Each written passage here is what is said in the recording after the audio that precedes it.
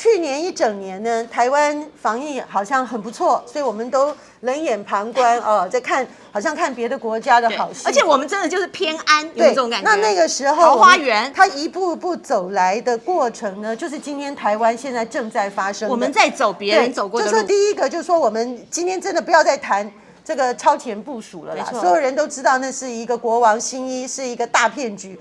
可是呢，你就算没有超前部署，我们有全世界1年多的宝贵经验，我们怎么会落后处理到这种程度？对，就说你不要超前哦，对，你连基本部署都没有，这就是让大家觉得非常的扼腕。我们现在才发现说，原来你都没准备。对，这一次台湾社区感染，全国人民眼睛都是雪亮的，它根本就是100%的人祸，对不对？你如果不是当时你把那个机师这个飞航产业的这些人员放宽，你不是放宽他的这个，就是说你让他隔离的时间缩短3+11，然后你让他这个到处爬照扩散，而且呢，你还管理的那个诺福特还混居。对，你如果不是在这里形成大破洞的话，我们台湾怎么会来有疫情？对，那你自己造的孽，那你今天连补破网都还继续傲慢。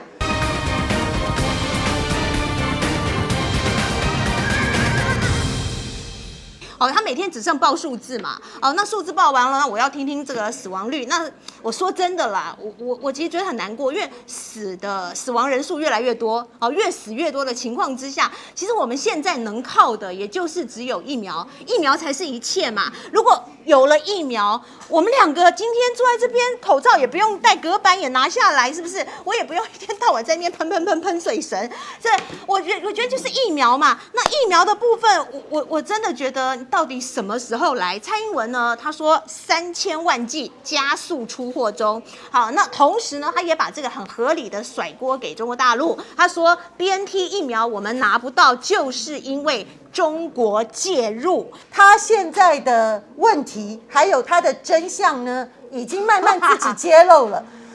那个礼拜3的时候，民进党不是中常会，他请了一个女孩子发言人出来念了一篇民进党的讲法。其实我觉得他把我们从去年开始一直质疑的真相，他就自己讲出来了。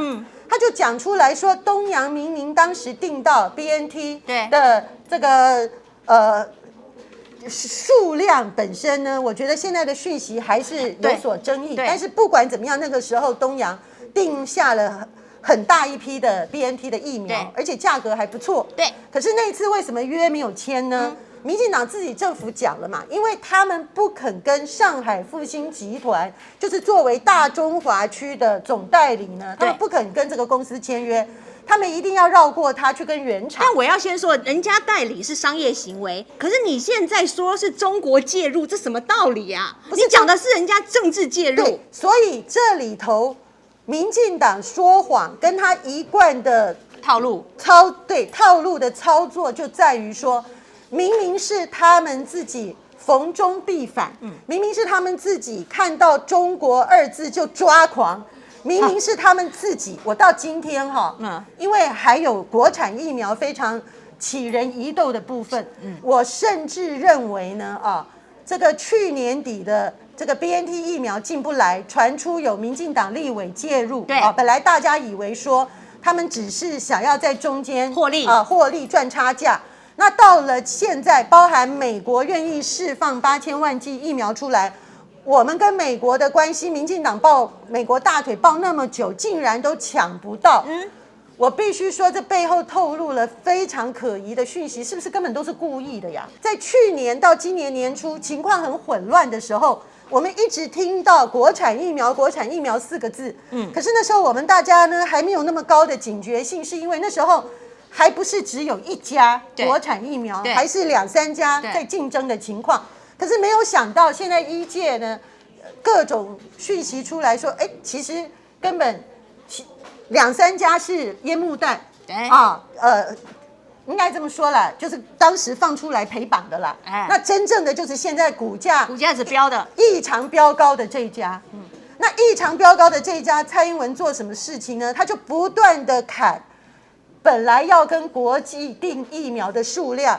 甚至不惜的让我们去年东洋的那个 BNT 疫苗的合约破局，对，然后呢，让今年的很多问题出来。那现在譬如说美国要释出啊，那我们的驻美代表处萧美琴100%蔡英文的人，他到底有没有真的很积极？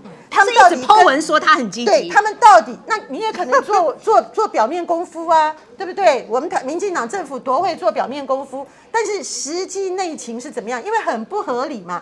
实情是他要硬塞给民众啊，7、8月份的这一波没有经过第3期人体实验。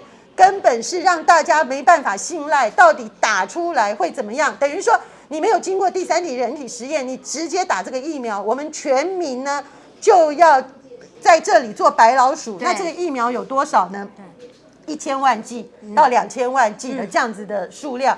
那今天陈时中宣布什么？宣布说希望在8月底打到40%，全民的40%。2300万人的40%都要在8月底打完疫苗啊！我们很多的专家都大问号、大问号、大问号，保持存疑。那民进党凭什么有把握说我能打40%？那一定就是国产。国产，对。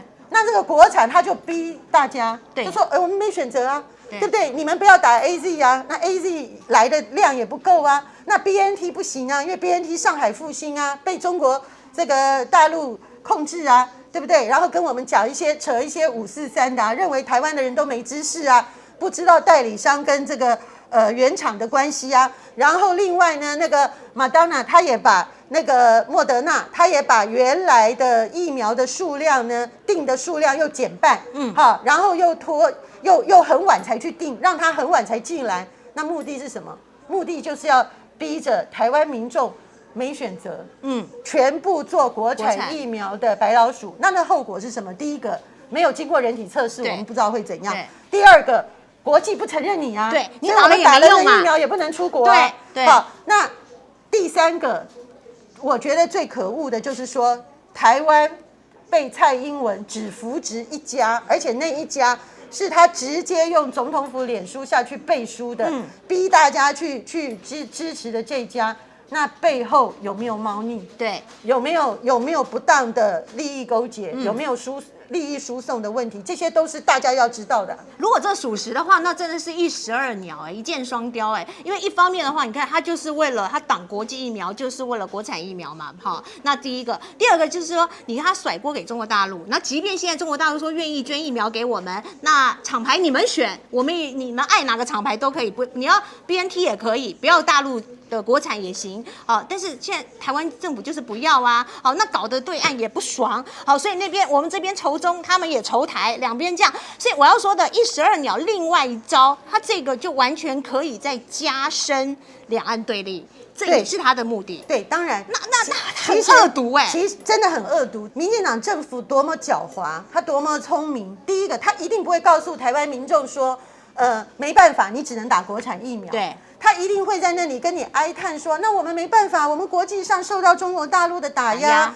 对不对？你看我们要 BNT， 结果 BNT 没有给我们，然后我们去质疑说，那美国的为什么你拿不到？他就说啊，那我们国际实力有限啊，我们又有这个啊，美国又有一中原则啊，他反正就会扯一大堆。然后呢，他自己所有做的错事错误呢，他全部用中国打压4个字来掩盖。那掩盖什么呢？掩盖他们自己真的就是我觉得任何一个政府，你怎么敢给民众去打没有经过完整测试的疫苗？如果背后没有利益，真的让大家不能相信嘛？你有什么动机嘛？你为什么要让民众去做你的白老鼠？因为你万一做白老鼠，你稍一不慎，那个大家记不记得那个巴西？那巴西我们真的不能跟他比，因为巴西那个总统是一个很可怕的狂人，就被人家视为那种莫名其妙杀人屠夫式的那种独裁政权。他当时引进疫苗呢，也是直接用民众就做人体测试，他也没有经过这个实验，结果果然打出来就好几个就心脏病就死了嘛，对不对？可是你在巴西，你人命不值钱啊，你死了也没有用啊。我们不是那种国家对啊，他们也到街上去抱怨啊，去抗议啊，也没有用，他还派军队出来镇压。那你台湾要这样吗？我觉得现在这个疫情最麻烦的是说，第一个，全世界的疫情只要一发生呢，它都会被整个体制呢视为是一个国家安全的危机。是，好。那你只要国安大帽子一扣下来以后呢，它马上就会出现一个因应国家紧急事件的时候的一种特别授权的法案，它就会因应启动。对，其实这个不是台湾独有，美国也是这样。所以其实美国的疫苗也好，全世界的那些试剂也好，他们其实都是没有经过完整原本的正常程序，他们都是很短时间，只要 OK 就可以。可是你再怎么紧急呢？国际还是有一套国际的标准，所以我们在讲我们刚才国内疫苗，我们最大的忧心是说，我们连国际紧急授权的第3期人体实验呢，我们大概都不会完成。对，不会。那因为不会完成的结果，就不会受到国际承认。好，这是第一个。可是你真的在国内，你如果用现有的法令，你要求检调单位去看说他有没有违法的时候，你就法论法呢，你可能很难成立他违法。为什么？因为民进党政府现在大权在握啊，这个就是我们投票给民进党的人自己要反省啊。他大权在握，他那个行政立法一把抓的结果呢，他用紧急授权法案，没有人挑战他。然后他用紧急授权得到的权利呢，他就组一个被他所控制的专家团队。好，就像那时候把中天的频道弄掉的那种，什么都是他们的人啊，我们到哪里申诉啊？他就直接开一个会说。这个疫苗我跟你背书，它没问题，它如何，反正你要写那个学术论文，讲一大堆的论据呢，那种人一定有能力给你写得好。查无不法。对，那你又经过紧急的授权，然后他又经过了完整的程序，也有专家学者的背书。那如果那些专家他们只不过因为是在民进党的淫威底下，他不一定有接受药厂的贿赂。好，就说只要那个药厂。没有贿赂，或这些专家没有下去炒作这个药厂的股票，你查无不法啊。再怎么讲，民主政治有个可贵是说，起码我们人民选出来，你要不要对我们负责一点？你要不要有一点良心？对。可是民进党可以搞到如此的没有良心，如此的胡作非为，这谁给他的纵容？还是选民啊？还是民众啊？我觉得到这个地步，就现在我们大家全民共同尝到这个苦果，对，到这个地步，大家共同承担，真的没办法。所以我是认为说，今天也不必寄望什么检调了。你说现在立法院什么调阅委员会也保证调阅不出来什么结果，因为现在连立法院呢，我都认为立法院这样开会立法院也非常容易变成群聚感染。你看立法院都有人中啦，我看立法院多丢脸啊！一个国会殿堂搞了那么多年，花了多少钱，到现在还不能够做远距问政。好，但是现在这些事情都让台湾觉得说，这简直莫名其妙，我们怎么好像变成一个第3世界国家一样？那不管如何，我觉得现在要靠什么？要靠医界的良心。好，要靠他如果到时候真的这个疫苗没有经过第3期人体实验。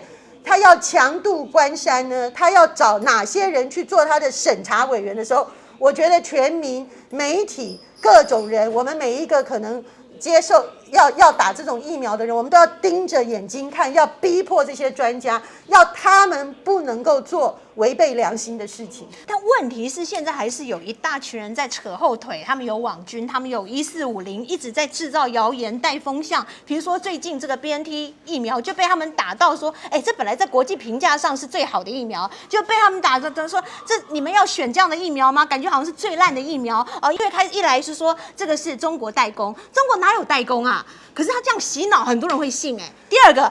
BNT 有2种，什么分 B1、B2？ 那 B1 就是德国跟中国代工合作，然后结果这一块失败，但是事实上这个跟完全没有量产。那 B2 呢，就是目前市面上流通的这个是，但他们就是意有所指的，这个还是一个什么台湾医事行动联盟要混淆视听，意思说可能这所谓的没有量产失败的 BNT 的 B1 疫苗会来到台湾，台湾还要冒险吗？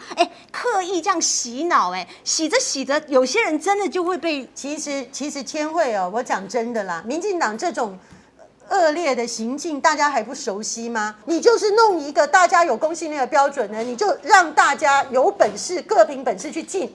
那进到的量呢，你也不要管。那对我消费者对我民众来讲呢，我采行，我自由选择。你如果免费要提供给我的是国产疫苗，可是你让地方政府也授权，我愿意去自费打我相信的疫苗。譬如说，很爱民进党的，很支持蔡英文的，你就打国产吗？民进党绝对不会害我的，那你就去打国产啊，我也不反对你啊，就去打国产啊，对不对？像我们质疑说，你这个国产的没有第3期实验，而且我是要出国的人，我不愿意被国际来杯葛的话，那我就去打一个我认为合适的疫苗啊。那你如果今天你民进党网军，你把那个 BNT 已经抹黑到，因为有上海复兴集团等等的话，那我们就采购其他的疫苗啊。我只是认为说，你民进党今天不给民众选择，然后因为你私心自用，因为你背后有政治操作，你有政治利益或者实际的什么金钱利益，你这样子愚弄台湾的百姓跟选民呢？我觉得这件事情是最令人愤怒的。